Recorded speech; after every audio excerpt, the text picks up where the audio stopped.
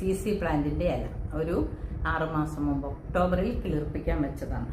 അതിൻ്റെ കളർ കണ്ടോ, ഇപ്പം ഇച്ചിരിയൊക്കെ മാറി ഒരു പഴുപ്പ് നിറം വന്നിട്ടുണ്ട്. പഴുക്കാൻ തുടങ്ങുമ്പോൾ നമുക്ക് മനസ്സിലാക്കാം അടിയിൽ ബൾബ് ഉണ്ടാകാൻ തുടങ്ങിയിട്ടുണ്ടെന്ന്. ഇതാണ് വേറൊരെണ്ണം. ഇത് ഞാൻ വേറൊരു ചുമ്മാ വെച്ച ഒരു ഇലയാണ്, അത് ചീഞ്ഞുപോയി. ഇത് വെച്ചിട്ട് കുറച്ച് ദിവസമായുള്ളൂ, പക്ഷെ അപ്പം തന്നെ അത് ചീഞ്ഞുപോയി. ഒക്ടോബർ 15 നവംബർ 15 ഡിസംബർ 15 ജനുവരി 15 ഫെബ്രുവരി 15 മാർച്ച് 15 ഏപ്രിൽ 15 6 മാസമായപ്പോഴാണ് ഇത് പഴുക്കാൻ തുടങ്ങിയത്. ഇനിയും ഒരു 2 മാസം കൊണ്ടാണ് ഇത് പഴുത്ത് പൂർത്തിയാവുള്ളൂ. അത് കഴിഞ്ഞ് ഇല മുകളിൽ നിന്ന് കരിഞ്ഞ് ഇല തീരുമ്പം അതിൻ്റെ ചുവട്ടിലൊരു ബൾബ് കാണും. ആ ബൾബ് എന്നാണ് പുതിയ ശിഖരം പൊട്ടി ഉണ്ടായി വരുന്നത്. ആ ഒപ്പം തന്നെ ബൾബിന് താഴേക്ക് വേരുകളും ഉണ്ടാകും. അപ്പം ഞാൻ ഈ ഒപ്പം തന്നെ ഒരു ഒടിഞ്ഞു പോയ ഒരു കമ്പാണ്, അത് വെള്ളത്തിൽ വെച്ചു. എൻ്റെ അടിയിലത്തെ 2 ഇലയാണ് എടുത്തി വെച്ചത്. ആ ഇതെന്ന് പക്ഷേ പെട്ടെന്ന് തന്നെ അതിന് വേരുണ്ടായി.